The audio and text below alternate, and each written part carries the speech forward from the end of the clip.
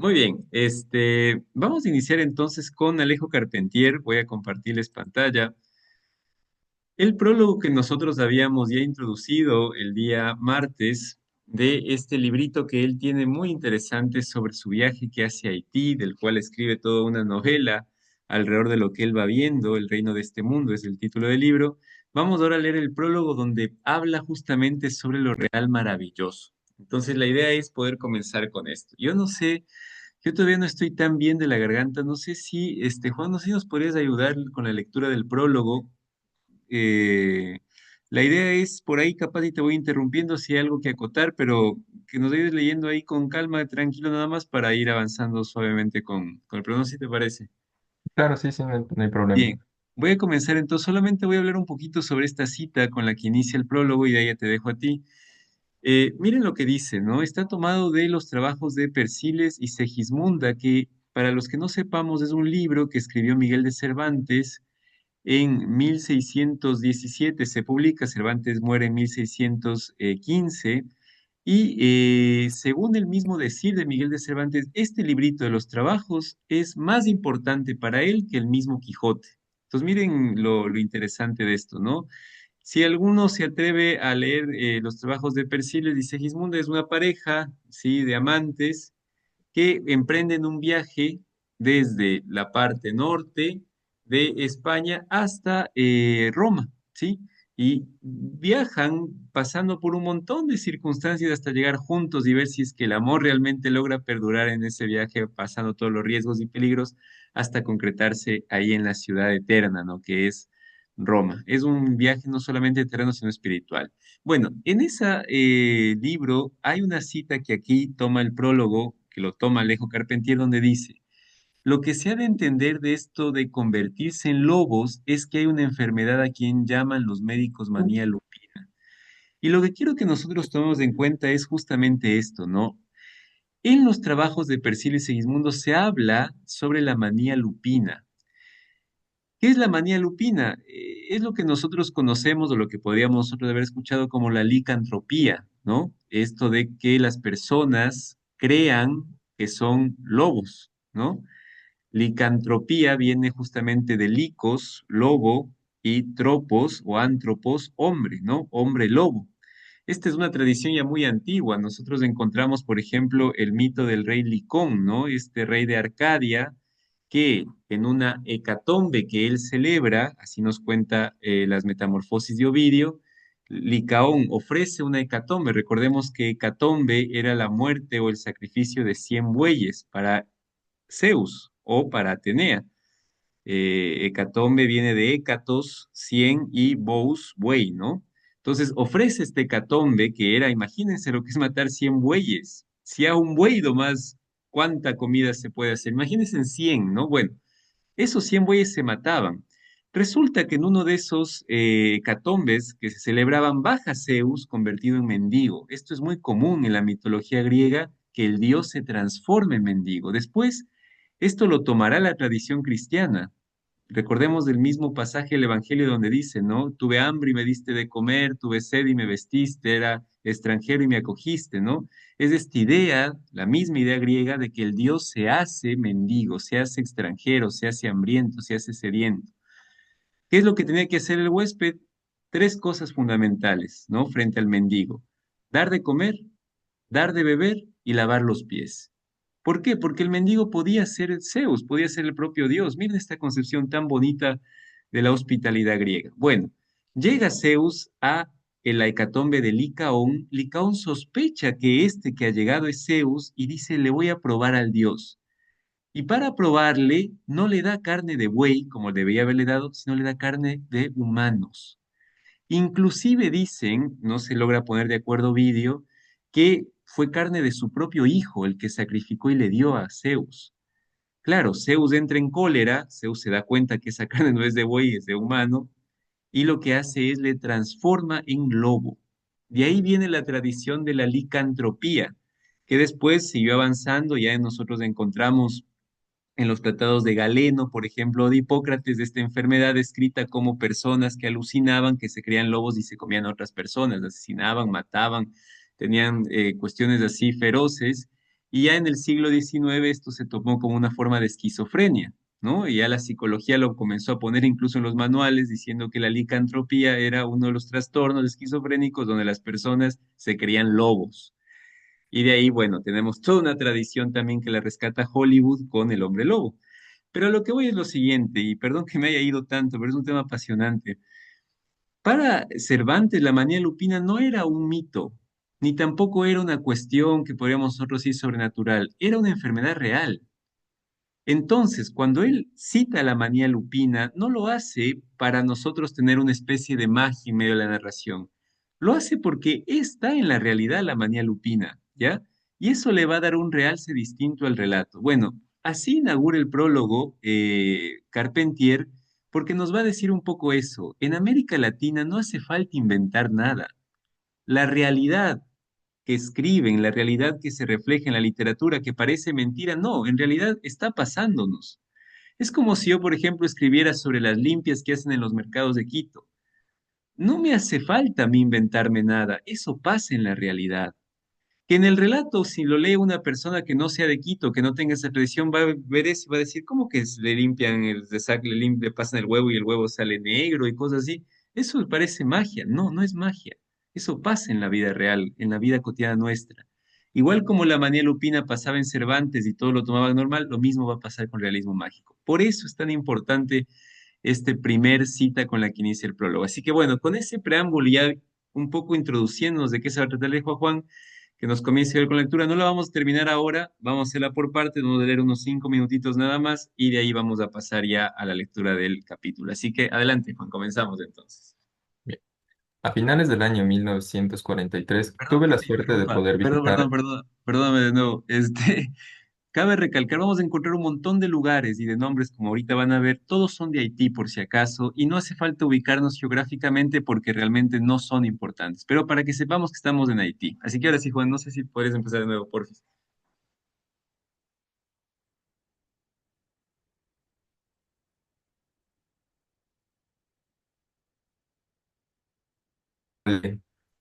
Imponentemente intacta, a pesar de rayos y terremotos de la ciudadela, la Ferreire, y de conocer la todavía normanda ciudad de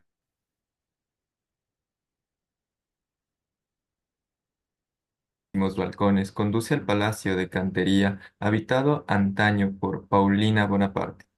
Después de sentir el nada mentido sortilegio de las tierras de Haití, de haber hallado advertencias mágicas en los caminos rojos de la meseta central, de haber oído los tambores del Petro y del Rada, me vi llevado a acercar la maravillosa realidad recién vivida a la agotante pretensión de suscitar lo maravilloso que caracterizó ciertas literaturas europeas de estos últimos 30 años.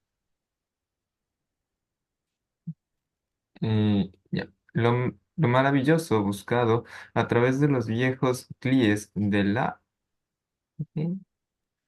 selva de Brocelianda, de los caballeros de la mesa redonda, del encantador Merlín y del ciclo de Arturo. Lo maravilloso, pobremente sugerido por los oficios y deformidades de los personajes de feria, no se casarán los jóvenes poetas franceses de los fenómenos y payasos de la Fournaire, de los que ya Rimbaud se había despedido en su Alquimia del Verbo.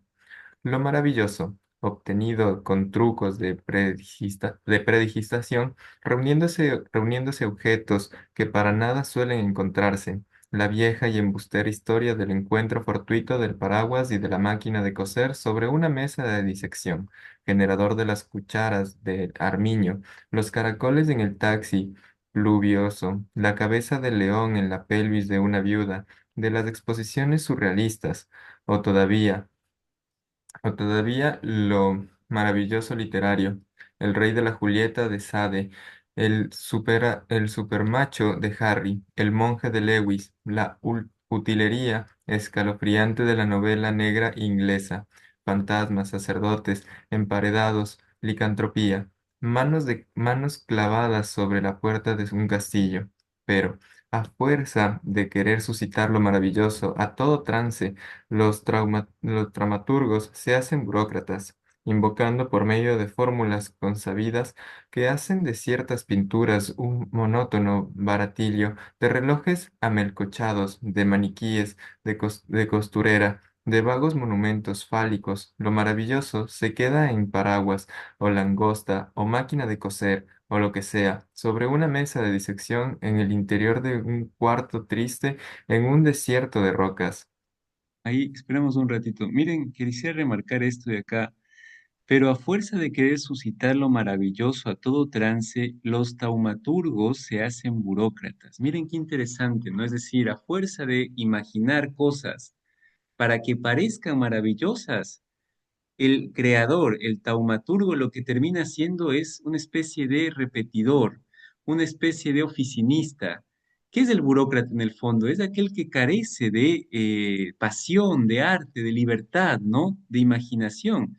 Entonces, por querer suscitar esa fuerza, terminan haciendo un montón de cosas, como por ejemplo lo que ya leía Juan, ¿no? Relojes amelcochados, maniquíes de costureros, vagos monumentos fálicos, y lo maravilloso que es tan rico aquí en Latinoamérica, allá en Europa, ¿en qué se queda? En paraguas o langostas o máquinas de coser o lo que sea sobre una mesa de disección en el interior de un cuarto triste en un desierto de rocas. Mire, entonces ahí ya comienza a haber una crítica a cómo lo maravilloso suscitado solamente por la imaginación no responde a un paisaje real que sí lo tenemos aquí en Latinoamérica. Entonces, vamos como tomando eso, son frases muy interesantes. Seguimos entonces me parece que estamos, pobreza imaginativa, ahí va. Pobreza imaginativa, decía Unamuno, es aprenderse códigos de memoria. Y hoy existen códigos de lo fantástico, basados en el principio del burro devorado por un higo, propuesto por los cantos de Maldoror, como suprema inversión de la realidad, a los que debemos muchos niños amenazados por risueñores, o los caballos devorando pájaros de André Masson. Pero obsérvese que cuando André Masson quiso dibujar la selva de la isla de Martinica, con el increíble entrelazamiento de sus plantas y la obscena promiscuidad de ciertos frutos, la maravillosa verdad del asunto devoró al pintor, dejándolo poco menos que impotente frente al papel en blanco, y tuvo que ser un pintor de América, el cubano Wilfredo Lam, quien nos enseñara la magia de la vegetación tropical, la desenfrenada creación de formas de nuestra naturaleza, con todas sus metamorfosis y simbiosis, en cuadros monumentales de una expresión única en la pintura contemporánea. Gracias, Ante Juan. la Ahí llegamos desconcertante hasta ahí un pobreza ratito. imaginativa de un Tanguy, por Per- ejemplo. Perdón que te corte, lleguemos hasta ahí.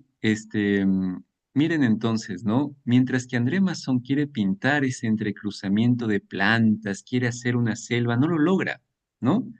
No, su imaginación no logra captar la exuberancia que sí hace Wilfredo Lam, por ejemplo, les invito a que puedan ustedes revisar sus pinturas, en donde la vegetación es captada no porque tenga más imaginación Wilfredo Lam, sino porque tiene un paisaje que le permite eso. Claro, uno se adentra, por ejemplo, en las selvas tropicales, cualquiera que sean selvas tropicales de Perú, de Ecuador, y va a encontrarse una vegetación exuberante, muy fácil de pintar. Yo tenía una anécdota, un pintor otavaleño llevó una pintura de una montaña ecuatoriana a un festival en Europa, no recuerdo ahorita el festival, y la gente quedó asombrada y le dice, ¿cómo usted dibuja las montañas y pone en la montaña distintos colores, ¿no? Un trocito rojo, otro trocito café, otro trocito amarillo, otro trocito verde claro, otro trocito verde oscuro. ¿Pero qué es eso? Y dice, no, así es el paisaje de nosotros, ¿no? Y en efecto, si nosotros vemos nuestras montañas, ¿cómo son? Son multicolores todo el tiempo. Bueno, eso es lo real que se torna maravilloso. Bien, vamos a llegar hasta ahí. Gracias, Juan. Después continuaremos con la lectura, que es muy interesante, pero ya vamos captando un poquito a lo que estaba refiriendo Carpentier, ¿no? Hay algo distinto. Uslar Pietri decía que es lo mismo. Yo sí creo que hay un matiz. Cada uno ya lo va a ir sacando sus conclusiones. Bueno, vamos entonces a pasar. Bienvenidos a los que se fueron juntando. Bienvenida Estrellita, Irma, Jonathan, mamá, por ahí ingresaron. Bien, Gracias. Vamos ahora a pasar, antes de comenzar con la lectura, a una breve introducción a Sartre y con eso va a ser muy rapidito. Igual quiero comentarles que lo de Sartre es una filosofía entera, no vamos a ver todo, solo nos vamos a quedar con una idea esencial nada más. Son cursos y cursos que necesitaría para entrar a este autor, pero yo creo que con lo que les voy a decir puede iluminar mucho más la lectura. ¿Qué es lo que vamos a hacer? La propuesta es ver un poco lo esencial en Sartre, lo esencial en Beauvoir el martes y el jueves vamos a ver cómo concebían ellos del amor. Eh, Iniciemos con esta frase. El hombre empieza por existir, se encuentra, surge en el mundo, después se define. Miren esto, ¿no? El hombre existe, es arrojado al mundo, ¿no? En el mundo se encuentra a sí mismo y una vez que se encuentra se define. Continúo, el hombre tal como lo concibe el existencialista, si no es definible anteriormente, o sea, si no viene definido, es porque empieza por no ser nada. Claro, si nosotros venimos al mundo no definidos, empezamos de en dónde? De cero, ¿no? Solo será después y será tal y como se haya hecho. Y después la definición del hombre será según lo que ese mismo hombre hizo con su vida. Eso es lo esencial en Sartre. No venimos para el existencialismo sartreano ya definidos previamente ni por Dios. Por lo tanto, para Sartre no entraría eso de quién eres o hijo de Dios. Dios me creó antes de que yo me existiera. Sartre dice, compruébame que eso es así. No existimos como naturaleza humana, es decir, no podemos nosotros decir que el ser humano es esto. El ser humano es lo que va haciendo con su vida, dirá Sartre. ¿Ya? Esto cambia mucho nuestra concepción, porque en el fondo lo que Sartre dice, somos lo que hacemos, no lo que nos dicen que somos ni lo que han hecho con nosotros, sino lo que nosotros hemos decidido hacer. Esa es la esencia del pensamiento existencialista. Vamos a dar algunos puntos más y voy a leer una cita de Sartre y con esto seguimos avanzando en la lectura. Em, Sartre fue muy polémico en su tiempo, sin embargo, sus ideas han calado muy profundamente e inauguró, junto con Beauvoir, todo un movimiento muy interesante de el intelectual comprometido con la sociedad, porque si somos lo que hacemos, pongo por ejemplo ahora que está muy fresco en mi memoria lo de que está pasando acá en Argentina, yo no puedo decir, por ejemplo, que apoyo, yo que sé, la marcha que va a haber, si no voy a la marcha. O sea, Sartre me va a decir, ah, tú apoyas la marcha. Bueno, entonces quiere decir que vas a la marcha. Porque si solo dices que apoyas y no vas, en realidad no estás apoyando, porque tú eres lo que haces para Sartre, ¿no? Es como si yo dijera, es que yo, Daniel, soy el mejor pintor del mundo. Ah, bueno, indícame tus cuadros, ¿no? Porque de nada sirve que yo diga, soy el mejor pintor del mundo, pues si no he hecho ni un cuadro, ¿cómo se justifica mi acción? Por eso para Sartre el hombre se hace, no nace. No nacemos, nos hacemos. Entonces, el existencialismo que propone Sartre es un existencialismo ateo, radical, ciertamente, es muy radical. No hay una esencia, como les decía, es decir, el hombre no viene definido, sino que se va definiendo en la acción. Si bien es verdad que estamos arrojados al mundo, ese mismo hecho de estar arrojados al mundo nos da una condena, que es la condena a la libertad, ¿sí? Lo único que tenemos como seres humanos es la libertad. ¿Y libertad de qué? De elegir. ¿Y de elegir qué? ¿Quiénes vamos a ser? Por eso Sartre dirá que somos seres para sí.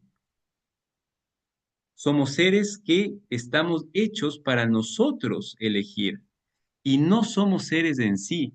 Aquí es un poco de ontología, pero el en sí vendría a ser todas las cosas, los entes, como dirá Sartre, ¿no? Es decir, por ejemplo, esta computadora o el celular que ustedes están viendo esto es el en sí, porque es de la computadora y el celular ya están definidos, no necesitan definir más, ya están, diría Sartre, encerrados en su ser.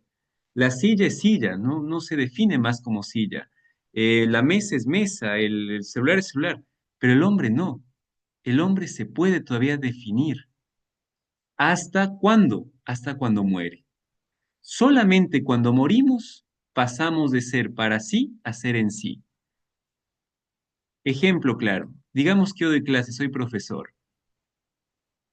Solamente si yo muero siendo profesor o habiendo dado clases, ya pueden decirme a mí, ah, Daniel fue profesor. Pero ¿qué pasa si a los 50 años decido cambiar de profesión? Ya no quiero ser profesor, me hago astronauta y muero como astronauta. Ah, bueno, Daniel fue astronauta. Es decir, para Sartre, el único momento donde ya no hay elección es en la muerte. Ahí nos volvemos ya no para algo, sino en algo. Pero hasta ese momento, hasta que no llegue eso, tenemos la capacidad de elegir, incluso en las situaciones más difíciles que vivamos. ¿Sí? Solamente entonces dirá Sartre, eligiéndome, elijo al hombre entero y soy responsable de esa elección. Por lo tanto, la responsabilidad es otro actor fundamental en el existencialismo sartreano. ¿Por qué? Porque no puedo yo sentirme o asumirme como víctima, ya que yo tengo la capacidad de la elección frente a la vida. Y después vendrá un montón de temas, ¿no? Pero voy a leerles algunos ejemplos que el mismo Sartre pone y con eso ya pasamos a la lectura. Miren lo que dice Sartre. Dice Sartre, cito textualmente en un artículo que tiene: el existencialismo es un humanismo, se llama. Si Dios no existiera, todo estaría permitido. Este es el punto de partida del existencialismo. En efecto, todo está permitido si Dios no existe, y en consecuencia el hombre está abandonado, porque no encuentra ni en sí ni fuera de sí una posibilidad de aferrarse. No encuentra ante todo excusas. Si en efecto la existencia precede a la esencia, no se podrá jamás explicar por referencia a una naturaleza humana dada y fija. Dicho de otro modo, no hay determinismo. El hombre es libre. El hombre es libertad. Si por otra parte Dios no existe, no encontramos frente a nosotros valores u órdenes que legitimen nuestra conducta. Claro, si Dios no existe, no hay nadie que me diga, por ejemplo, no robarás, no matarás, no habrían 10 mandamientos, por ejemplo, ¿no? Si Dios no existe. Así, no tenemos ni detrás ni delante de nosotros en el dominio luminoso de los valores, ni justificaciones ni excusas. Estamos solos, sin excusas. Es lo que expresaré al decir que el hombre está condenado a ser libre. Condenado porque no se ha creado a sí mismo. Y sin embargo, por otro lado, libre porque una vez arrojado al mundo, es responsable de todo lo que hace. El existencialista no cree en el poder de la pasión. No pensará nunca que una bella pasión es un torrente devastador que conduce fatalmente al hombre a ciertos actos y que por tanto es una excusa. Piensa que el hombre es responsable de su pasión. Esto de la pasión amorosa, le maté por celos. No. Sartre dirá, ¿cómo que le maté por celos? Ahí hiciste una elección. No es que me dejé llevar por la pasión.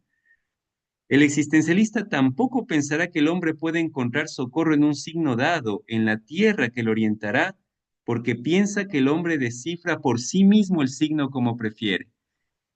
Y aquí les voy a leer un ejemplo concreto de esto, y con eso pasamos ya a la lectura. Miren lo que dice Sartre. Conocí, cuando estaba prisionero, a un hombre muy notable que era jesuita. Jesuita es un sacerdote religioso, ¿no? Había entrado en la orden de los jesuitas de la siguiente forma. Había tenido que soportar cierto número de fracasos muy duros. De niño, su padre había muerto dejándolo en la pobreza, y él había sido becario en una institución religiosa donde continuamente se le hacía sentir que era aceptado por caridad. Luego, no obtuvo cierto número de distinciones honoríficas que halagan a los niños. Después, hacia los 18 años, fracasó en una aventura sentimental. En fin, a los 22, cosa muy pueril pero que fue la gota que como el vaso, fracasó en su preparación militar. Este joven podía pues considerar que había fracasado en todo. Era un signo, claro. Si uno fracasa, entonces dice, "Ah, esto es un signo de algo". Y pregunta a Sartre, ¿pero signo de qué? Podía refugiarse en la amargura o en la desesperación, pero juzgó muy hábilmente, según él, que era el signo de que no estaba hecho para los triunfos seculares y que sólo los triunfos de la religión, de la santidad, de la fe, le eran accesibles. Vio en esto la palabra de Dios y entró en la orden. ¿Quién no ve que la decisión del sentido del signo fue tomada por él totalmente solo? Se habría podido deducir otras cosas de esta serie de fracasos. Por ejemplo, que hubiera sido mejor que fuese carpintero o revolucionario. Él llevaba pues la entera responsabilidad del desciframiento. el desamparo implica que elegimos nosotros mismos nuestro ser. Miren qué interesante lo de Sartre, ¿no? Por eso es un autor tan leído y tan confrontador, porque dice, claro, este chico, después de tantos fracasos en la vida secular, mal alumno, mal militar, dice, esto es un signo. Y dice, ¿signo de qué? De que tengo que hacerme cura. Pero Sartre dice, ese signo, eso que él dijo es signo, es una elección de él. Él le puso ese significado. Porque tranquilamente, como dice aquí, podía ser otra cosa. Podía haber dicho, ah, no es de este signo de que voy a ser cura, es signo más bien de que, no sé, estoy hecho para otra cosa, o me voy a ser carpintero, o es, ¿se entiende? Para Sartre no hay algo que me preceda, el ser humano se hace, por lo tanto es plenamente responsable de lo que elige. Bien, con ese trasfondo del existencialismo que nos deja un poco solos, ciertamente, porque en el fondo lo que nos dice es, nada podemos echarle la culpa a otros. Nosotros somos los responsables de cómo somos, de lo que estamos viviendo. Y si es que no nos gusta cómo estamos viendo, también tenemos la libertad, porque estamos condenados a ser libres de cambiarlo. ¿Sí? Solamente la muerte nos va a poner un pare para ese movimiento de cambiar. Solamente eso. Bien, podemos estar o no de acuerdo a Sartre. Bueno, vamos a pasar a la lectura. Bien, esto se conecta con lo que estamos leyendo porque, como ustedes ven, los personajes y sobre todo Amanda, que está leyendo a Sartre y a Beauvoir, está en esa línea de libertad absoluta. Ella elige. Ella es plenamente libre de sus acciones. No está condicionada, ¿sí? Esa es la libertad a la que invita el existencialismo, que es una libertad muy vitalista en el fondo.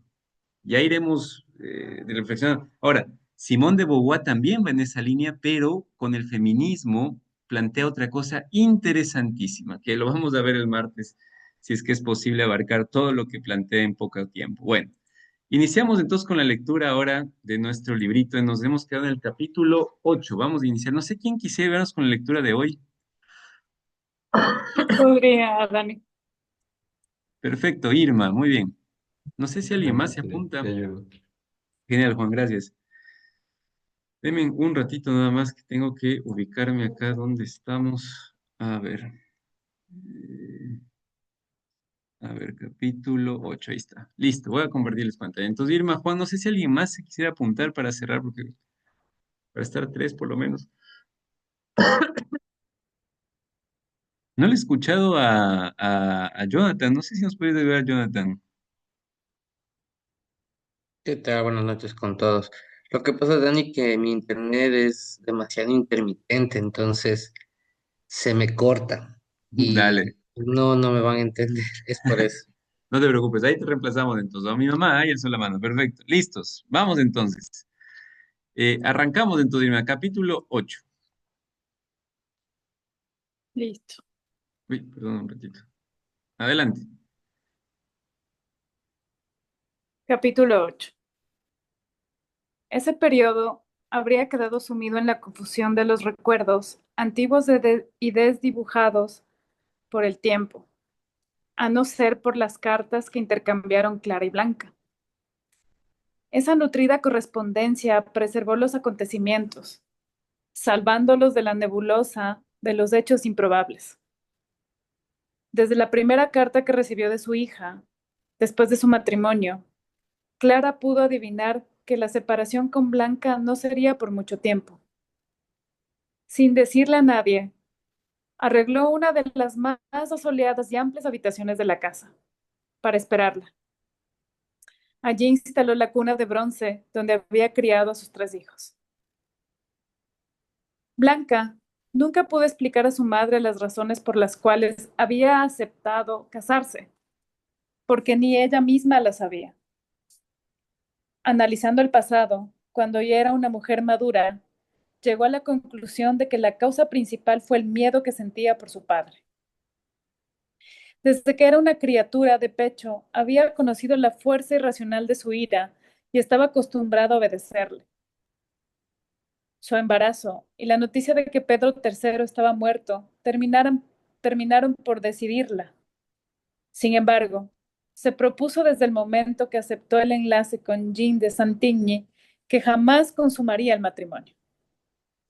iba a inventar toda suerte de argumentos para postergar la unión, pretextando al comienzo los malestares propios de su estado y después buscaría otros, segura de que sería mucho más fácil manejar a un marido como el conde, que usaba calzado de cabritilla, se ponía barniz en las uñas y estaba dispuesto a casarse con una mujer preñada por otro, que oponerse a su padre como Esteban Trueba. De dos males, eligió el que le pareció menor. Se dio cuenta que entre su padre y el conde francés había un arreglo comercial en el que ella no tenía nada que decidir. A cambio de un apellido para su nieto, Trueba dio a Jean de Santigny una dote suculenta y la promesa de que algún día recibiría una herencia. Blanca se prestó para la negociación, pero no estaba dispuesta a entregar a su marido ni su amor ni su intimidad, porque seguía amando a Pedro III García, más por la fuerza del hábito que por la esperanza de volverlo a ver. Blanca y su flamante marido pasaron la primera noche de casados en la cámara nupcial del mejor hotel de la capital, que Trueba hizo llenar de flores para hacerse perdonar por su hija el rosario de violencias con que la había castigado en los últimos meses.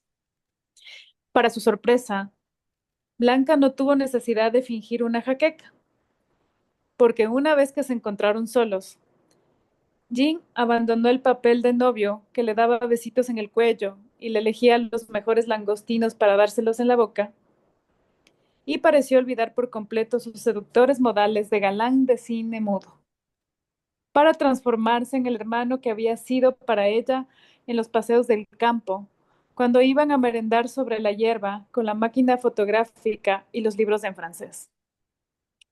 Jean entró al baño, donde se demoró tanto que cuando reapareció en la habitación Blanca estaba medio dormida. Creyó estar soñando al ver que su marido se había cambiado el traje de matrimonio por una pijama de seda negra y un batín de terciopelo pompeyano. Se había puesto una red para sujetar el impecable ondulado de su peinado y olía intensamente a colonia inglesa. No parecía tener ninguna impaciencia amatoria. Se sentó a su lado en la cama y le acarició la mejilla con el mismo gesto, un poco burlón, que ella había visto en otras ocasiones. Y luego procedió a explicar, en su relamido español desprovisto de R's, que no tenía ninguna inclinación especial por el matrimonio, puesto que era un hombre enamorado solamente de las artes, las letras y las curiosidades científicas, y que, por lo tanto, no intentaba molestarla con requerimientos de marido, de modo que podrían vivir juntos, pero no revueltos, en perfecta armonía y buena educación. Aliviada, Blanca le tiró los brazos al cuello y lo besó en ambas mejillas. Gracias, Jean, exclamó. No hay de qué, replicó él cortésmente. Se acomodaron en la gran cama de falso estilo imperio, comentando los pormenores de la fiesta y haciendo planes para su vida futura. ¿No te interesa saber quién es el padre de mi hijo?, preguntó Blanca. Yo lo soy, respondió Jean, besándole en la frente. Se durmieron cada uno para su lado, dándose la espalda. A las 5 de la mañana, Blanca despertó con el estómago revuelto, debido al olor dulzón de las flores con que Esteban Trueba había decorado la cámara nupcial. Jean de Santigny la acompañó al baño. Le sostuvo la frente mientras se doblaba sobre el excusado. La ayudó a acostarse y sacó las flores al pasillo. Después se quedó desvelado el resto de la noche leyendo la filosofía del tocador. Blanca suspiraba entre sueños que era estupendo estar casada con un intelectual.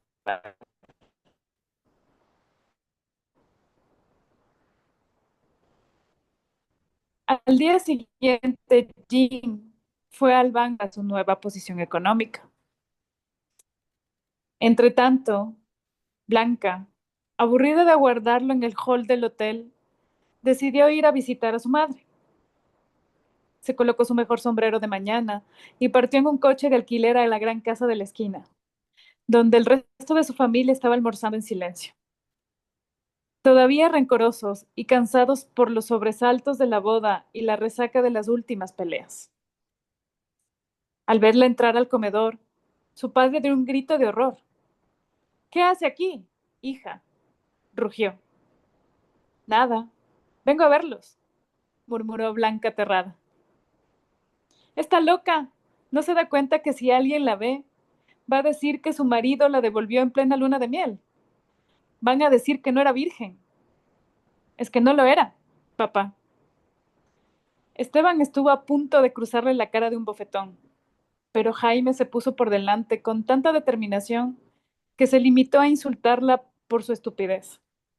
Clara, inconmovible, llevó a Blanca hasta una silla y le sirvió un plato de pescado frío con salsa de alcaparras. Mientras Esteban seguía gritando y Nicolás iba a buscar el coche para devolverla a su marido. Ellas dos cuchichaban como en los viejos tiempos. Esa misma tarde, Blanca y Jean tomaron el tren que los llevó al puerto.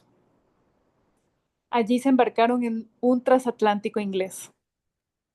Él vestía un pantalón de lino blanco y una chaqueta azul de corte marinero, que combinaban a la perfección con la falda azul y la chaqueta blanca del traje sastre de su mujer.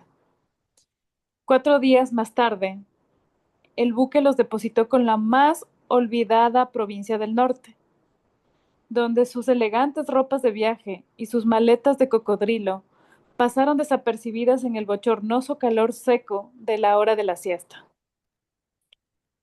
Jean de Santigny acomodó provisoriamente a su esposa en un hotel y se dio a la tarea de buscar un alojamiento digno de sus nuevos ingresos.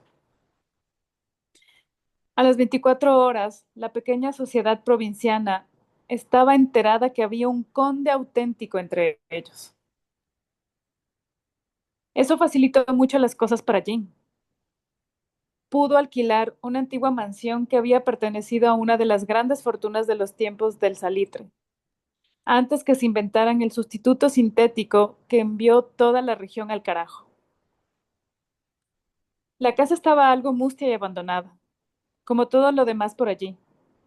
Necesitaba algunas reparaciones, pero conservaba intacta su dignidad de antaño y su encanto de fin de siglo. El conde la decoró a su gusto, con un refinamiento equívoco y decadente que sorprendió a Blanca, acostumbrada a la vida de campo y a la sobriedad clásica de su padre. Jean colocó sospechosos jarrones de porcelana china que en lugar de flores contenían plumas teñidas de avestruz, cortinas de damasco con drapeados y borlas, almohadones con flecos y pompones, muebles de todos los estilos, arrimos dorados, biombos y unas increíbles lámparas de pie, sostenidas por estatuas de loza representando negros abisinios en tamaño natural, semidesnudos, pero con babuchas y turbantes. La casa siempre estaba con las cortinas corridas, en una tenue penumbra que lograba detener la luz implacable del desierto. En los rincones, Jean puso pebeteros orientales donde quemaba hierbas perfumadas y palitos de incienso que al comienzo le revolvían el estómago a Blanca. Pero pronto se acostumbró. Contrató varios indios para su servicio, además de una gorda monumental que hacía el oficio de la cocina, a quien entrenó para preparar salsas muy aliñadas que a él le gustaban, y una mucama coja y analfabeta para atender a Blanca. A todos puso vistosos uniformes de opereta, pero no pudo ponerles zapatos, porque estaban habituados a andar descalzos y no los resistían. Blanca se sentía incómoda en esa casa y tenía desconfianza de los indios inmutables que le servían desganadamente y parecían burlarse a sus espaldas. A su alrededor circulaban como espíritus, deslizándose sin ruido por las habitaciones, casi siempre desocupados y aburridos. No respondían cuando ella les hablaba, como si no comprendieran el castellano, y entre sí hablaban en susurros o en dialectos del altiplano. Cada vez que Blanca comentaba con su marido las extrañas cosas que veía entre los sirvientes, él decía que eran costumbres de indios y que no había que hacerles caso. Lo mismo contestó Clara por carta, cuando ella le contó que un día vio a uno de los indios equilibrándose en unos sorprendentes zapatos antiguos con tacón torcido y lazo de terciopelo, donde los anchos pies callosos del hombre se mantenían encogidos. El calor del desierto, el embarazo y tu deseo inconfesado de vivir como una condesa, de acuerdo a la alcurnia de tu marido, te hacen ver visiones, hijita. Escribió Clara en broma, y agregó que el mejor remedio contra los zapatos, Luis XV, era una ducha fría y una infusión de manzanilla. Otra vez Blanca encontró en su plato una pequeña lagartija muerta que estuvo a punto de llevarse a la boca. Apenas se repuso del susto y consiguió sacar la voz. Llamó a gritos a la cocinera y le señaló el plato con un dedo tembloroso. La cocinera se aproximó bamboleando, su inmensidad de grasa y sus trenzas negras, y tomó el plato sin comentarios. Pero en el momento de volverse, Blanca creyó sorprender un guiño de complicidad entre su marido y la india. Esa noche se quedó despierta hasta muy tarde, pensando en lo que había visto, hasta que al amanecer llegó a la conclusión de que lo había imaginado. Su madre tenía razón. El calor y el embarazo la estaban trastornando. Gracias, Irma. ¿Listo? Juan, adelante. Los cuartos más aparatosos de la casa fueron destinados a la manía de Jan por la fotografía. Allí instaló sus lámparas, sus trípodes, sus máquinas. Rogó a Blanca que no entrara jamás sin autorización a la que bautizó el laboratorio, porque, según explicó, se podían velar las placas con la luz natural. Puso llave a la puerta y andaba con ella colgado de una leontina de oro. Precaución de todo inútil, porque su mujer tenía prácticamente ningún interés en lo que la rodeaba, y mucho menos en el arte de la fotografía. A medida que engordaba, Blanca iba adquiriendo una placidez oriental, contra la cual se estrellaron los intentos de su marido por incorporarla a la sociedad, llevarla a fiestas, pasearla en coche o entusiasmarla por la decoración de su nuevo hogar. Pesada, torpe, solitaria y con un cansancio perenne. Blanca se refugió en el tejido y en el bordado.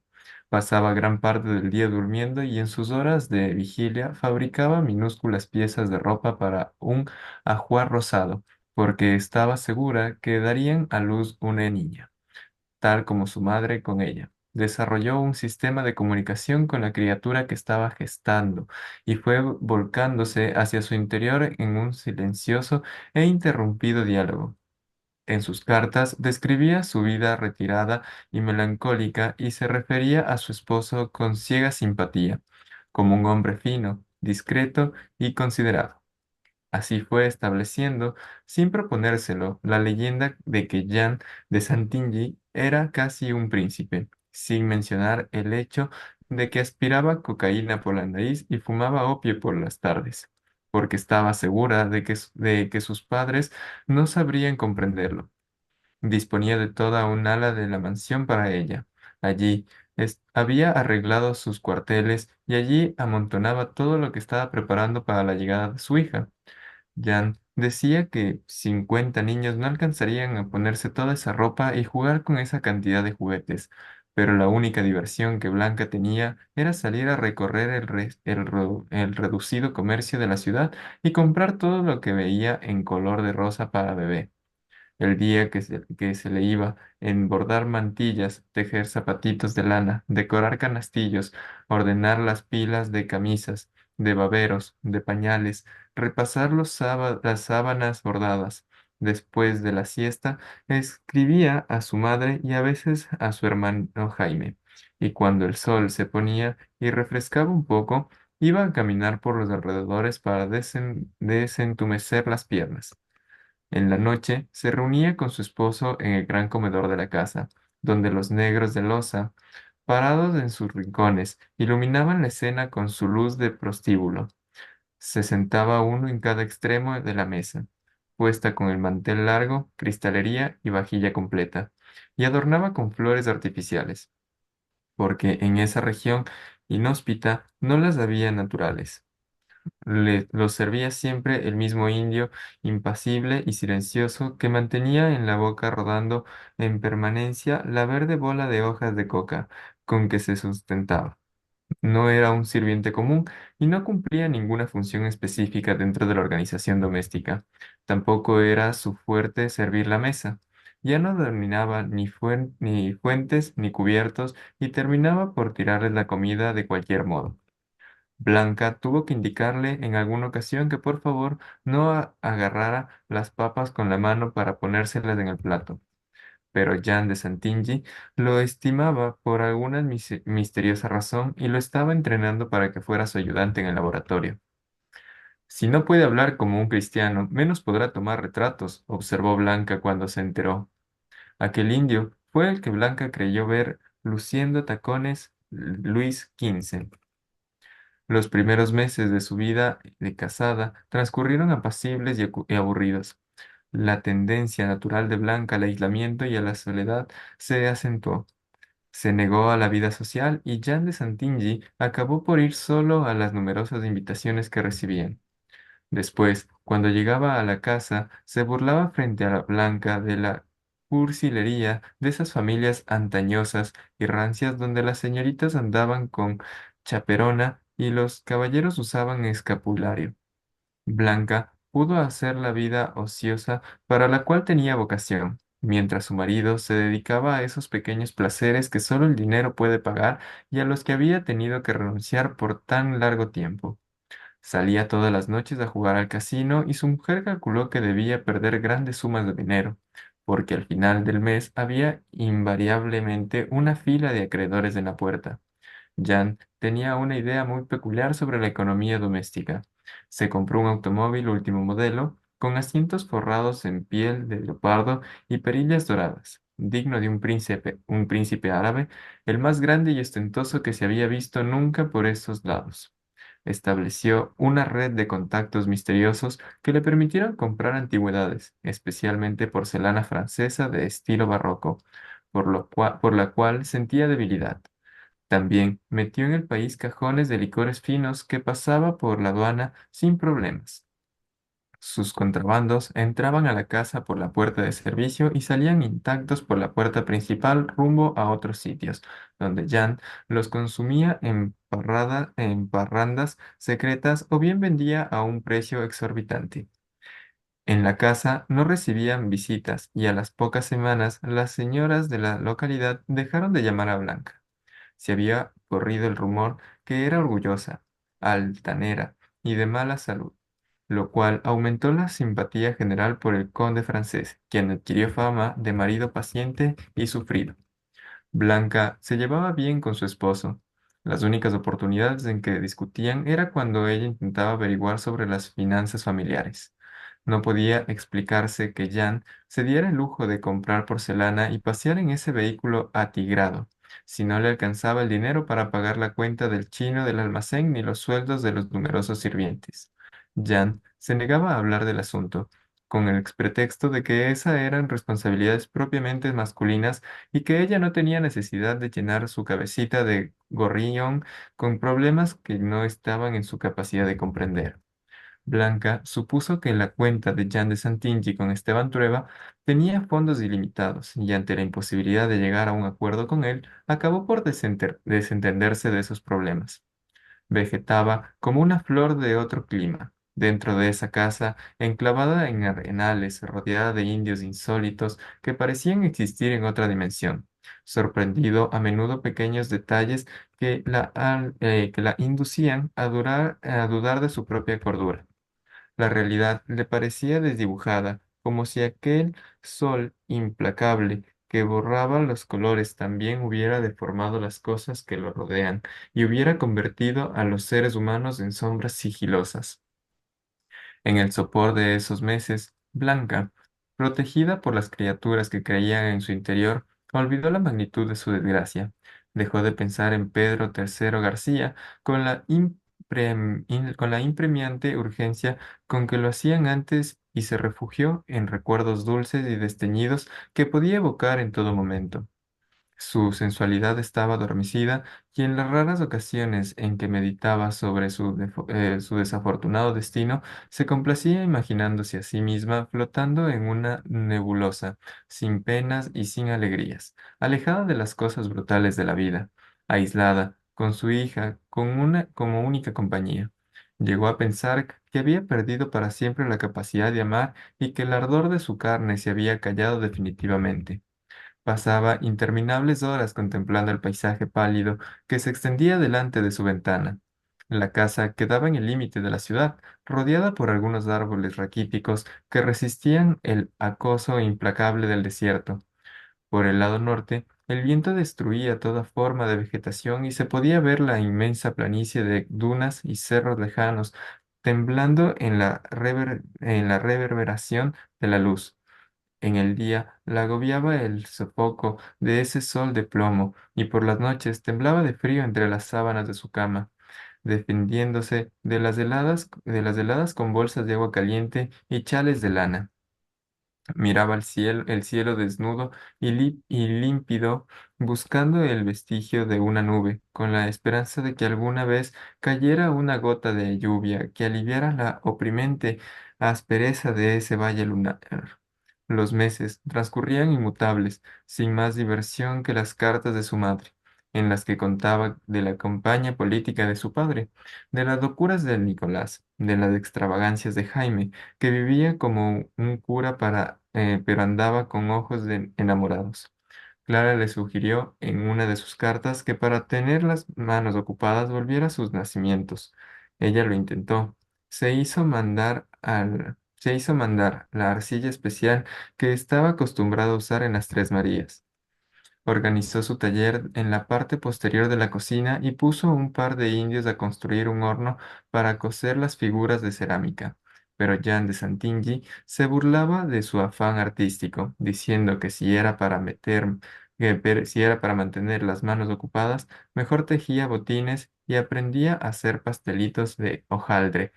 Ella terminó por abandonar su trabajo, no tanto por los sarcasmos de su marido, sino porque le resultó imposible competir con la alfarería antigua de los indios. Gracias, Juan. Jan había organizado Muchas su gracias. negocio con la misma tenacidad que antes empleó en el asunto de las chinchillas, pero con más éxito. Aparte de un sacerdote alemán que llevaba 30 años recorriendo la región para desenterrar el pasado de los incas, nadie más se había preocupado de esas reliquias por considerarlas carentes de valor comercial. Gracias, El gracias, gobierno... Juan. Gracias. Listo. Seguimos, mamá. Gracias. Ya. Listo. El gobierno prohibía el tráfico de antigüedades indígenas y había entregado una concesión general al cura, quien estaba autorizado para requisar las piezas y llevarlas al museo. Jen las vio por primera vez en las polvorientas vitrinas del museo. Pasó 2 días con el alemán, quien, feliz de encontrar después de tantos años a una persona interesada en su trabajo, no tuvo reparos en revelar sus vastos conocimientos. Así se enteró de la forma como se podía precisar el tiempo que llevaba enterrados, aprendiendo a diferenciar las épocas y los estilos. Descubrió el modo de ubicar los cementerios en el desierto por medio de señales invisibles al ojo civilizado y llegó finalmente a la conclusión de que si bien esos cacharros no tenían el dorado esplendor de las tumbas egipcias, al menos tenían su mismo valor histórico. Una vez que obtuvo toda la información que necesitaba, organizó sus cuadrillas de indios para desenterrar cuanto hubiera escapado al celo arqueológico del cura. Los magníficos huacos, verdes por la pátina del tiempo, empezaron a llegar a su casa disimulados en bultos de indios y alforjas de llamas, llenando rápidamente los lugares secretos dispuestos para ellos. Blanca los veía amontonarse en los cuartos y quedaba maravillada por sus formas. Los sostenía en las manos, acariciándolos como hipnotizada, y cuando los embalaban en paja y papel para enviarlos a destinos lejanos y desconocidos, se sentía acongojada. Esa alfarería le parecía demasiado hermosa. Sentía que los monstruos de sus nacimientos no podían estar bajo el mismo techo que los huaicos, y por eso, más que por ninguna otra razón, abandonó su taller. El negocio de las gredas indígenas era secreto, puesto que eran patrimonio histórico de la nación. Trabajaban para Jean de Santigny varias cuadrillas de indios que habían llegado allí, deslizándose clandestinamente por los intrincados pasos de la frontera. No tenían documentos que los acreditaran como seres humanos. Eran silenciosos, toscos e impenetrables. Cada vez que Blanca preguntaba de dónde salían esos seres que aparecían súbitamente en su patio, le respondían que eran primos del que servía la mesa, y en efecto todos se parecían. No duraba mucho en la casa. La mayor parte del tiempo estaban en el desierto, sin más equipaje que una pala para excavar la arena y una bola de coca en la boca para mantenerse vivos. A veces tenían la suerte de encontrar las ruinas semienterradas de un pueblo de los incas, y en poco tiempo llenaban las bodegas de la casa con lo que robaban en sus excavaciones. La búsqueda, transporte y comercialización de estas mercaderías se hacía en forma tan cautelosa que Blanca no tuvo la menor duda de que había algo ilegal detrás de las actividades de su marido. Jim le explicó que el gobierno era muy susceptible respecto a los cántaros mugrientos y los míseros collares de piedrecitas del desierto, y que para evitar tramitaciones eternas de la burocracia oficial, prefería negociarlos a su modo. Los sacaba del país en cajas selladas con etiquetas de manzanas, gracias a la complicidad interesada de algunos inspectores de la aduana. Todo eso a Blanca la tenía sin cuidado. Solo le preocupaba el asunto de las momias. Estaba familiarizada con los muertos, porque había pasado toda su vida en estrecho contacto con ellos a través de la mesa de tres patas, donde su madre los invocaba. Estaba acostumbrada a ver sus siluetas transparentes paseando por los corredores de la casa de sus padres, metiendo ruido en los roperos y apareciendo en los sueños para pronosticar desgracias o los premios de la lotería. Pero las momias eran diferentes. Esos seres encogidos, envueltos en trapos que se deshacían en hilachas polvorientas, con sus cabezas descarnadas y amarillas, sus manitas arrugadas, sus párpados cosidos, sus pelos ralos en la nuca, sus eternas y terribles sonrisas sin labios, su olor a rancio y ese aire triste y pobretón de los cadáveres antiguos le revolvían el alma. Eran escasas, muy rara vez llegaban los indios con alguna. Lentos e inmutables, aparecían por la casa cargando una gran vasija sellada de barro cocido. Jean la abría cuidadosamente en una habitación con todas las puertas y ventanas cerradas, para que el primer soplo de aire no lo convirtiera en polvo de ceniza.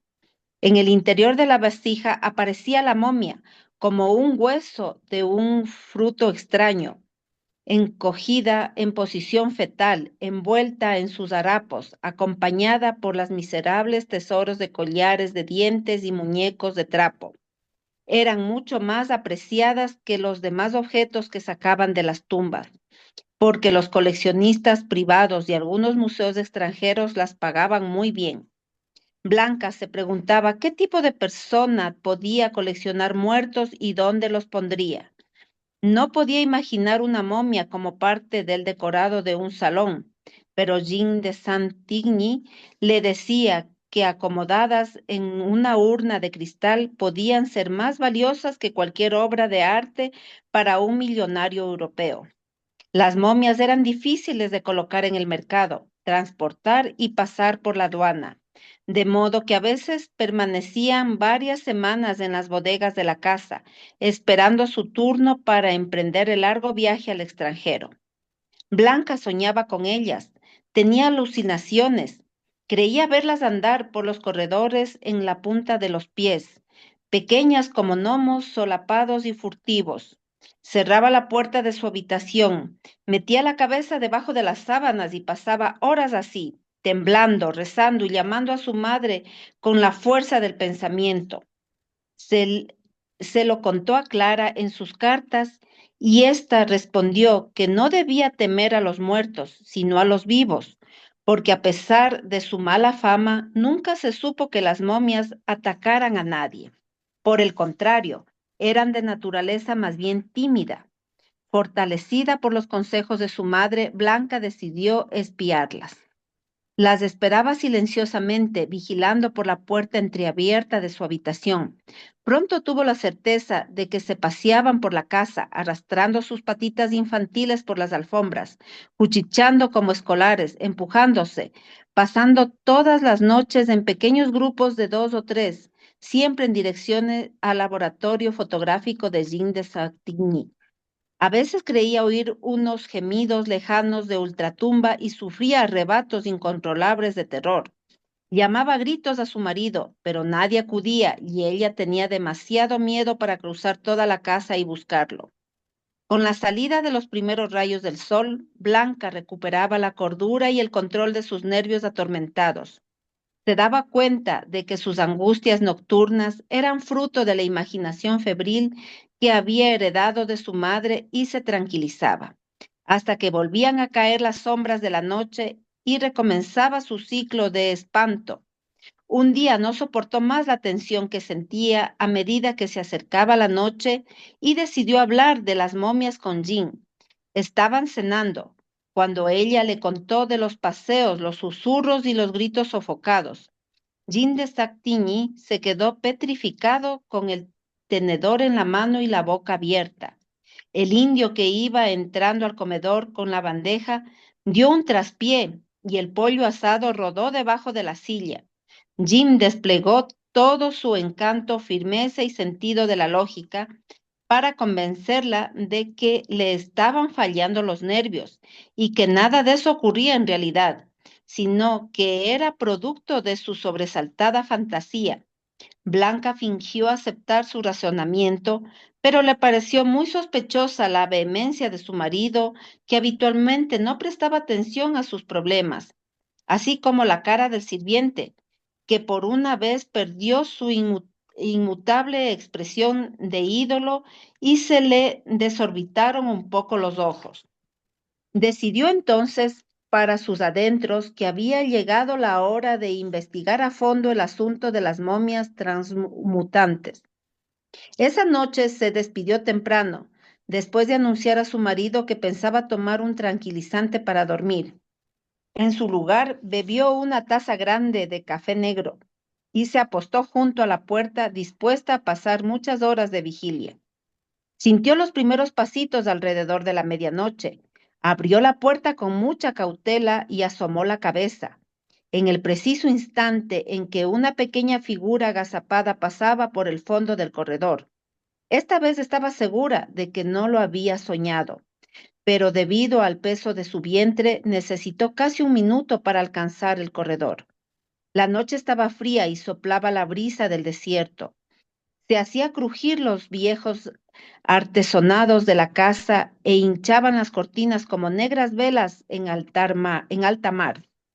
Desde pequeña, cuando escuchaba los cuentos de cucos de la nana en la cocina, temía la oscuridad, pero no se atrevió a encender las luces para no espantar a las pequeñas momias en sus erráticos paseos.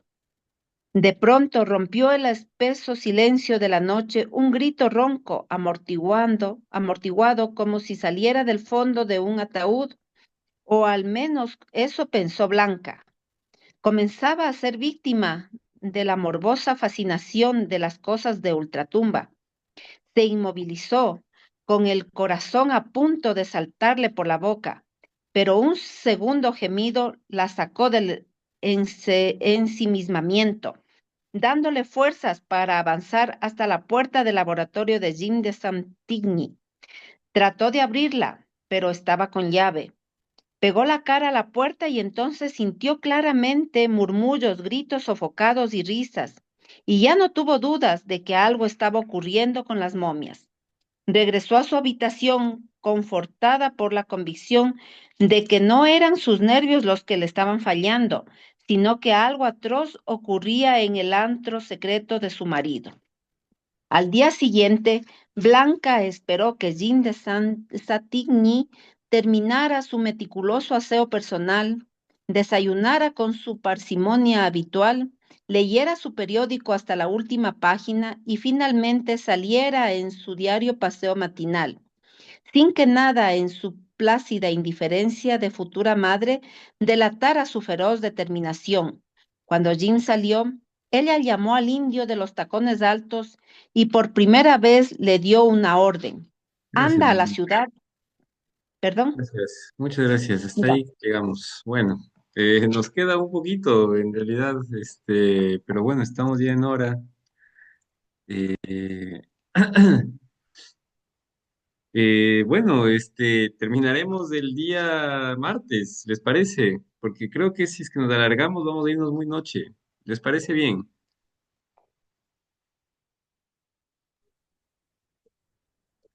Ok. Sí, está bien. De acuerdo. Ok. Muy, Sí. muy bien. La parte más interesante se queda para el martes. Nos quedamos picados. ¿Cuánto falta? Creo que 2 Este, hojas faltan, no, no falta mucho. Sí, no falta una falta. hoja y media, 2 hojas casi, ajá. Ya Y eso que terminamos. será en minutos. Depende de ustedes. Yo creo que unos 10 minutos más puede ser.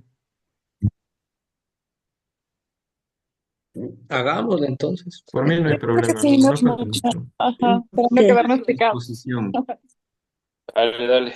Continuamos, muy bien. Entonces, continuamos. Bueno, leo entonces ya lo último. Anda a la ciudad y me compras papayas confitadas, ordenó secamente. El indio se fue con el trote lento de los de su raza y ella se quedó en la casa con los otros sirvientes, a quienes temía mucho menos que a ese extraño individuo de inclinaciones cortesanas. Supuso que disponía de un par de horas antes que regresara, de modo que decidió no apurarse y actuar con serenidad. Estaba resuelta a aclarar el misterio de las momias furtivas. Se dirigió al laboratorio, segura de que a plena luz de la mañana las momias no tendrían ánimo para hacer payasadas y deseando que la puerta estuviera sin llave, pero la encontró cerrada, como siempre. Probó todas las llaves que tenía, pero ninguna sirvió. Entonces tomó el más grande cuchillo de la cocina, lo metió en el quicio de la puerta y empezó a forcejear hasta que saltó en pedazos la madera reseca del marco y así pudo soltar la chapa y abrir la puerta. El daño que le hizo a la puerta era indisimulable y comprendió que cuando su marido lo viera tendría que ofrecer alguna explicación razonable, pero se consoló con el argumento de que como dueña de la casa tenía derecho a saber lo que estaba ocurriendo bajo su techo.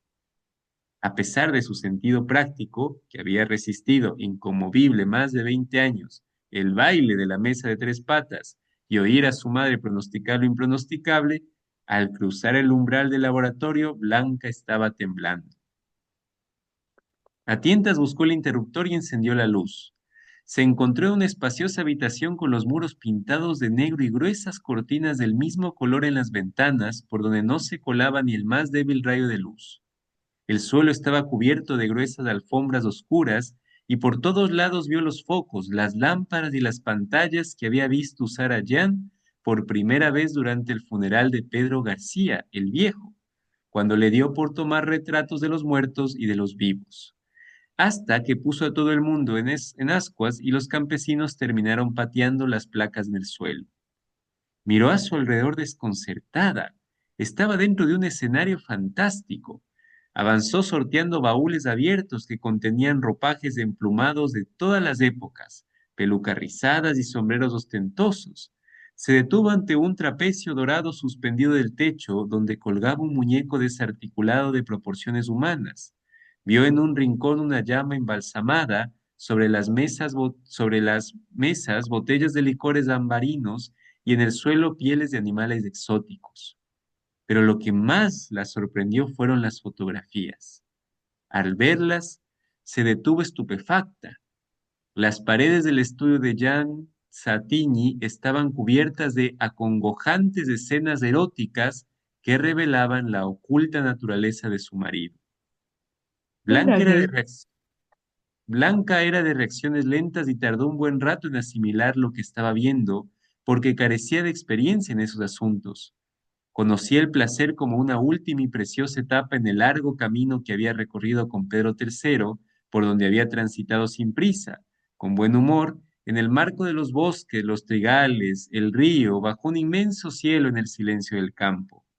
No alcanzó a tener las inquietudes propias de la adolescencia.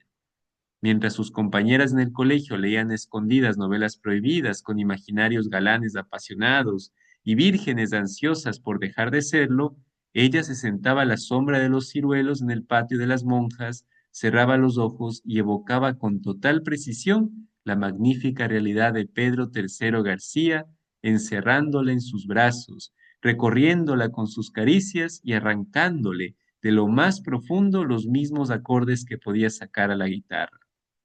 Sus instintos se vieron satisfechos tan pronto despertaron y no se le había ocurrido que la pasión pudiera tener otras formas.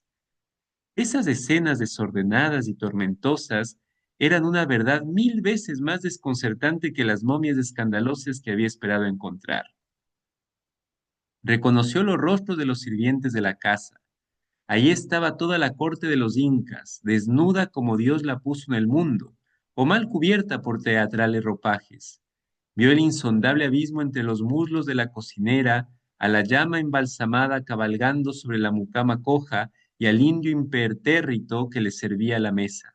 En cueros como un recién nacido, lampiño y paticorto, con su inconmovible rostro de piedra y su desproporcionado pene en erección. Por un interminable instante Blanca se quedó suspendida en su propia incertidumbre hasta que la venció el horror. Procuró pensar con lucidez. Entendió lo que Jean de Satigny había querido decir la noche de bodas cuando le explicó que no se sentía inclinado por la vida matrimonial. Vislumbró también el siniestro poder del indio, la burla solapada de los sirvientes y se sintió prisionera en la antesala del infierno. En ese momento la niña se movió en su interior y ella se estremeció como si hubiera sonado una campana de alerta. Mi hija, debo sacarla de aquí, exclamó abrazándose el vientre. Salió corriendo del laboratorio, cruzó toda la casa como una exhalación y llegó a la calle, donde el calor de plomo y la despiadada luz del mediodía le devolvieron el sentido de la realidad. Comprendió que no podría llegar muy lejos a pie con su barriga de 9 meses. Regresó a su habitación, tomó todo el dinero que pudo encontrar, hizo un atadito con algunas ropas del suntuoso ajuar que había preparado y se dirigió a la estación. Sentada en un tosco banco de madera en el andén, con su bulto en el regazo y los ojos espantados, Blanca esperó durante horas la llegada del tren, rezando entre dientes para que el conde, al volver a la casa y ver el destrozo en la puerta del laboratorio, no la buscara hasta dar con ella y obligarla a entrar en el maléfico reino de los incas para que se apresurara el ferrocarril y por una vez cumpliera su horario, para que pudiera llegar a la casa de sus padres antes que la criatura que le estrujaba las entrañas y le pateaba las costillas anunciara su venida al mundo, para que le alcanzara las fuerzas para ese viaje de 2 días sin descanso y para que su deseo de vivir fuera más poderoso que esa terrible desolación que comenzaba a embargarla. Apretó los dientes y esperó. Muy bien. Bueno, demora 5 minutos, está bien. Vamos a darnos un ratito, qué fuerte, ¿no? Más allá de lo que sucede, lo que vio, ¿no? Para ella el impacto, todo el chip de la cabeza se le reconfiguró desde que era niña, ¿no? Bien, vamos a reunirnos un ratito entonces. Vamos a hacer 2 grupos, 10 minutitos nos damos para dialogar. Ahí estamos, Alexis, ahí te mando un grupo y yo me voy al otro.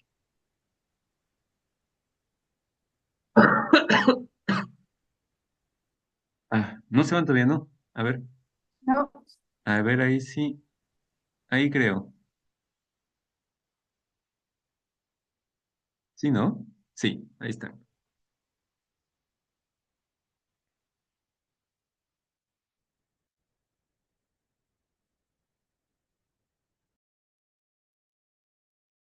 Muy bien, bienvenidos entonces a los grupos. ¿Qué les ha parecido el capítulo de día, la lectura de hoy? Nos escuchamos un ratito.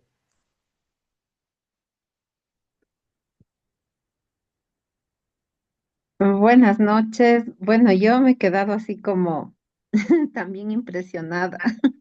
Ujú, Sí, sí, sí. Em, sabes que, claro, yo a mí también sí me causó como un poco de asombro esto de que Jean de Saint-Didier le haya dicho que no se preocupe, que él no estaba interesado en el matrimonio. Yo decía que entonces este señor es algo medio raro, decía yo. Decía que raro, ¿no? Y sobre todo, claro, le lleva a un lugar tan desértico y es como que él ya hubiera estado ahí, no sé. O sea, sí me causó un poco de asombro todo esto, ¿no? Y claro, también como que me dio pena también la situación de Blanca, ¿no? Porque estaba sola, o sea, sola con su bebé nada más. Y, y claro, ¿no? Ella también como que quisiera regresar a su casa, lo único que tenía son las cartas de su madre. Yo creo que eso le sostuvo en todo ese tiempo, ¿no? ujú, Y, y claro, también por otro lado digo, estaba como agradecida también de que Jean de Santingui no no la molestara en definitiva, ¿no? O sea, la mantuviera tranquila, eso es como que le dio esa serenidad, ¿no? Pero también me asombra, o sea, que se reunieron de todo este grupo de empleados, ¿no? Que han sido incas. Y por otro lado, también este tema del tráfico de antigüedades que tenían, de momias. ujú. Y yo creo que las momias no eran las que hacían bullas, sino todos los empleados, toda la corte inca. Y como la madre le decía, o sea, no tengas miedo de los muertos, más bien de los vivos. Y eso es lo que a veces nos dicen las abuelitas, lo que siempre escuchamos, ¿no? Cuando estamos así espantados y tenemos miedo. A mí también me decían, no les tengas miedo a los muertos, ellos no te van a hacer nada. Los vivos son más peligrosos. Entonces, aquí vemos que sí. O sea, Blanca estaba viviendo en medio de unas personas extrañas y, y con, no sé, pues y con unos gustos raros también que no logré entender, o sea, como tipo orgías parecía que hacían las noches, ¿no? Entonces, eso, y sí, me quedé así como impresionada realmente. Eres Ujú. lo Sí, bueno, es interesante cómo la novela va reflejando las sociedades, ¿no? Eso a mí me llama mucho la atención porque por un lado tenemos, claro, todo este momento en el cual comienzan a ver los saqueos, justo lo que decías de las momias y de las esculturas y de toda la riqueza cultural que uno va teniendo y que después fue exportada a Europa, ¿no? Eh, recordemos que los museos en el fondo ahora a nosotros nos parece la panacea de de la conservación y el arte. En el fondo, los museos lo que han hecho es robar cosas del lugar donde suelen estar, ¿no? Donde naturalmente deberían estar las cosas, ¿no? Es decir, han ido extrayendo para conservar en parte, pero ya ven que no siempre se conserva, ¿no? Mejor hubiera sido que estén donde naturalmente surgieron, pero bueno. Y por otro lado, también a mí me llama la atención esta sociedad que, claro, estamos hablando de mediados del siglo pasado, donde, por ejemplo, las prácticas que usa Jan de Santillán tienen que ser de escondidas, ocultas, ¿no? Algo que hoy en día uno diría primero que el matrimonio ya no es por conveniencia, porque Jan de Santillán solo se casa por conveniencia y la posibilidad de dinero le posibilita justamente hacer esto que ahora nos relata la historia, ¿no? Pero todavía hay el ocultamiento. Claramente Jan de Santillán es homosexual, es decir, no hay duda, no hay lugar a dudas, es decir, cuando él mismo le dice, mira, yo voy a ser como tu hermano lo mismo, no vamos a tener ninguna intimidad, no va a haber relaciones sexuales de aquí, claramente, y después con lo que encuentra en las salas, ¿no? Los morenos desnudos, las fotografías, los trajes y eso, claramente está dando cuenta de esto, ¿no? Pero a mí me llama la atención que para la mente de Blanca, eh, ella mismo dice, inexperta en las cosas de la sexualidad, no sabían, ella no tenía como en el panorama la posibilidad enorme que tiene el ser humano en cuanto a lo erótico, ¿no? En cuanto a a lo pasional, al sentimiento, que es muy variado y muy amplio, ella no tenía ese registro. porque ella siempre estuvo con Pedro III, entonces el choque de ella para mí simboliza el choque cultural, ¿no? Que esa época encarna y que Isabel Allende es muy sutil ahí en ponerlo y que se contrasta, por otro lado, y eso es lo bonito, con el amor, por ejemplo, que propugnaba Sartre y Beauvoir, y que encarna en cambio a Amanda y a Nicolás, por otro lado. Entonces, esos contrastes a mí me parecen geniales de la novela, tan sutiles que nos tienen así impactados, pero que refleja una época, ¿no? Eso me parece lindísimo de la novela. No sé si Nere, Jonathan, quisieran compartir algo. Hola, hola. Bueno, eh, de acuerdo con todo lo que dijo Eli, pero rescato y me quedo con la parte de Amanda, ¿no?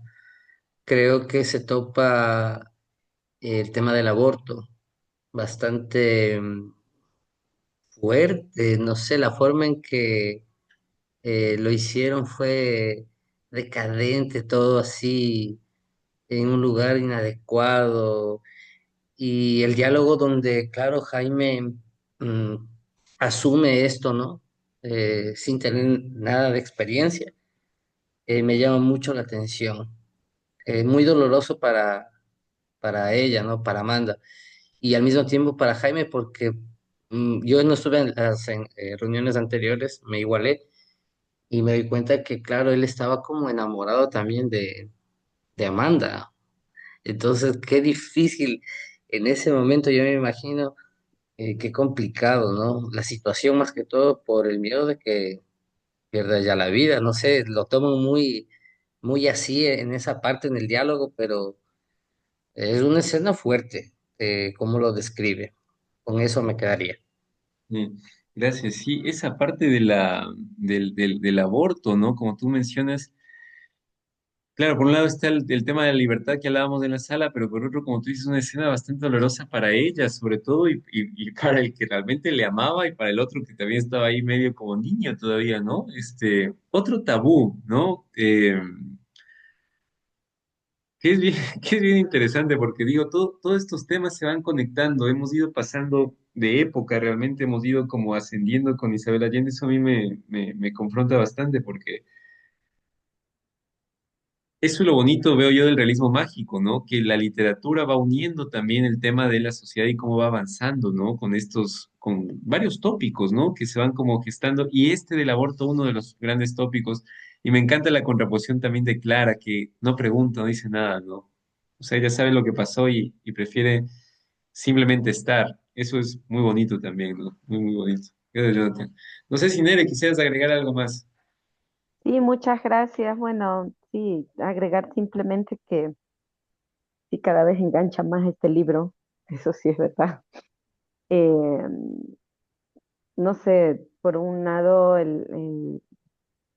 este Jan creo que está súper claro que desde el primer momento que dice sí es por el dinero. Entonces, como tú decías, esto refleja también parte de la sociedad, ¿no? Creo que está visible claramente el tener más que el ser, aquí, clarísimo. Y creo que es una invitación también a que em, todas estas relaciones ahí están muy fuertes, ¿no? Y yo creo que también están muy marcadas ahora en la sociedad, ¿no? Se ha perdido muchísimo el tema del ser y el tener, aunque aplaste a todos y aunque esté por sus momias, por lo que sea, no le interesa a la otra. Lo que le interesa es que él esté bien, punto. Por otro lado, también creo que en el encuentro anterior hablábamos de la libertad y creo que también tú introducías, ¿no? Ahora en la reunión y siento que si no hubiese entrado al laboratorio Blanca no despertaba, porque lo que le hizo a ella como un despertar ante la vida fue ver el horror que ella intuía, ¿no? Pero no intuía, como tú dices, ¿no? Aparte de ser muy sensual y todo con Pedro, pues esta es otra magnitud, ¿no? Que yo creo que también es como parte de esta sociedad, ¿no? Porque hay veces pareciera que fuéramos mentalidades abiertas de ciertas cosas, pero no sabemos hasta el momento en el que no te encuentres con ciertas realidades al frente. Cuando te encuentras con esas ciertas realidades, tú puedes medir tú mismo, ¿no? Tanto, o sea, no sacando el dedito, como tú decías, echar la culpa al otro, sino asumir la vida, de no juzgar al otro, ¿no? Cuando te encuentras con ciertas realidades. Y yo creo que un tema aquí cultural es, por ejemplo, las parejas LGTBQ, que hay veces no comprendemos. A Blanca le pasó todo eso, que era un horror, ¿no? Pero lo contrasto con la sociedad que a veces también no es fácil cambiar el chip, ¿no? Porque para nosotros es como lo anormal, se pudiera decir, entre comillas, ¿no? Como que no se comprende. Entonces, eso, ¿no? Yo me quedo con esto de seguirme invitando al ser y al tener, a abrir la mirada, a no juzgar y la libertad. O sea, creo que no, no es fácil, igual como para Amanda lo que pasó, pero decidió y para mí ahora Blanca decide. O sea, a pesar del contexto de complejidad, siento que abraza la complejidad para decidir y decir ya, hasta aquí me voy. Y yo creo que lo que le hace volverse a la casa, para mí no es el padre, para mí es la figura de Clara, su amor incondicional. Eso. Qué bonito, Nere, muchas gracias. Qué aguda reflexión también. Te agradezco Qué mucho porque lindo. como tú dices, este asombrarse, ¿no? Frente a lo nuevo, claro, a Blanca le pone frente a un límite también, ¿no? Un límite de vida. Y ahí decir, y eso un poco pasa, y conectando nada más ya para cerrar con Sartre, iniciar y terminar con él, Sartre dice que es en la angustia, en ese momento límite, donde aparece realmente el ser. Ahí se revela. Ahí se revela quiénes somos, ¿no? Cuando estamos en ese, como tú dices, uno puede decir muchas cosas, pero en el momento de que se topa con esa realidad ya de frente y tiene que hacer algo, ahí el ser se abre y vemos quiénes somos, ¿no? Mientras no haya ese paso, no vamos a saberlo, ¿no? Entonces, y eso no solamente para ese momento, como tú mencionabas, también para el momento del aborto que mencionó Jonathan, ¿no? Porque se topa frente a ese momento de decidir, ¿se queda esa vida dentro o no? Y ahí se revela quién es, en la acción. Porque como tú dices, puedo decir yo también un montón de lo que les decía al principio, ¿no? Puedo decir soy el mejor pintor del mundo. Y los cuadros, bueno, aquí están, ya ahí está la acción. Mientras tanto, no. Mientras tanto es un hablar por hablar, ¿no? Es muy interesante. Gracias, Nere. Muy bien, regresamos entonces a la sala principal. Ya nos seguimos viendo. Vamos un ratito y nos despedimos.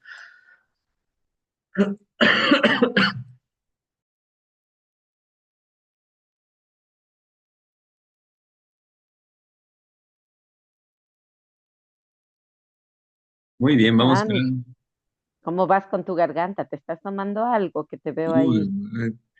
por ahí, sabes que hoy me di cuenta, hoy fui a la universidad en la mañana, todo mi clase está mal. Desde la profesora no podía hablar, yo le veía media así como chillona la voz. Y es lo que me pasó el martes, pues que yo hablaba y como estaba tapado, yo estaba hablando medio. Y de ahí dices que saben que estoy con una gripe tremenda y dice que dice cuánto. El otro profesor que vino a la cine clase dijo, saben chicos, ya voy 10 días con la gripe que no me pasa, parece que es COVID. Y yo me quedé asustado, dije, Dios mío santo, pero qué vez hemos estado, pero con todo, y toda la gente tosía y tosí por ahí los mocos, y esto es ya una locura. Sabes que aquí en mi casa ha comenzado Carla. Ya Uy, está enferma, está como vos y ahora te veo y digo, ay Dios mío, yo ya escuchaba que hay un montón de casos de COVID ya otra vez acá. sí, debe ser, debe ser. O esperemos, vamos a ver, pues yo que me espero irme mejorar. Si me voy empeorando, ya le diré ahí al Juan que me lleve a la funeraria. No, no, primero vaya, hágase ver y hágase bien checar. Muy bien, Primero el queridos médico. amigos.